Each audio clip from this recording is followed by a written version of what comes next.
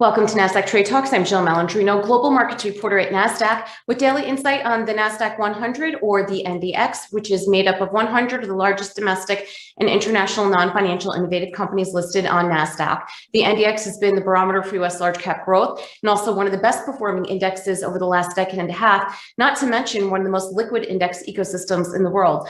Joining me this Thursday afternoon, we have Joyce, Managing Director on Nasdaq's Market Intelligence Desk, for an update on technical levels to watch in the Nasdaq-100.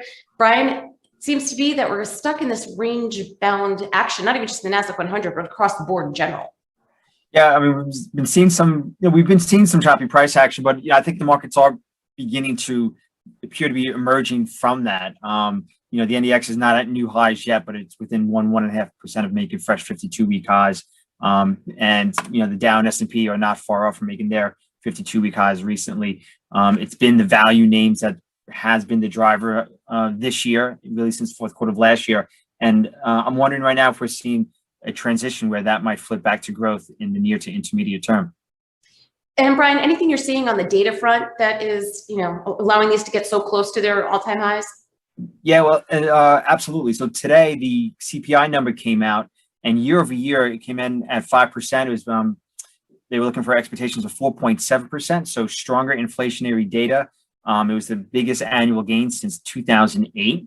So typically what we would expect to see there is the value names, the cyclical stocks, cyclical groups outperform and rates move higher. And if I can show you my charts here, we can see that wasn't exactly how it quite played out. Initially, it did. We're looking right here, right now, an intraday chart of the 10-year Treasury yield, and we can see that right when that data point came out at 8:30 this morning, the 10-year yield went from 1.47 to 1.53%. So we had a spike higher. It lasted for less than 15 minutes. And then what we saw then was a quick sharp reversal lower. And if we zoom out a little bit and we look at the daily period time frame here, you can see that this is a pretty important move in the intermediate term, because 1.47%, which is my purple line right here, that was low made back in middle of March and was retested back in May. And we can see we're now breaking down below that. So the trend has been to the downside over the last week as far as rates go. And when we have strong inflationary data and rates move in the opposite way of what we're expecting, I wonder if a lot of this is already baked in, and if the market is maybe telling us that the economic data could be somewhat lagging, and maybe we're getting pretty close to seeing the peak of the inflation numbers in the near term.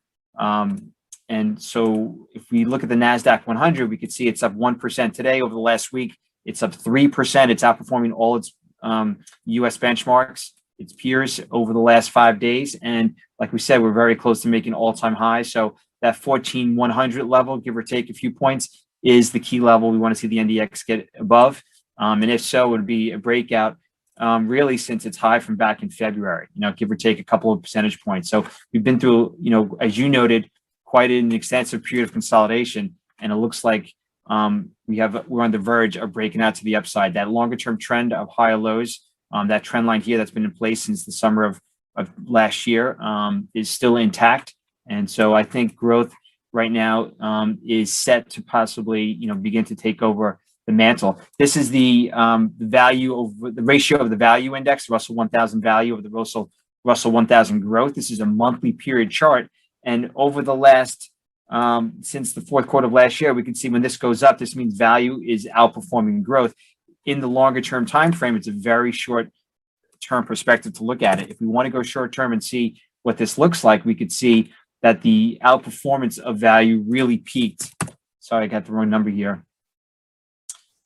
The daily period chart will show us that the outperformance of value over growth peaked back in March. And we came close to it here back in the middle of last month, in the middle of May. But we did make a lower high. And then again, here in June, we're making a lower high. So this is now trending lower. We have a lower low made this week. And so the more this trades down, that means growth will be outperforming value, value underperforming growth.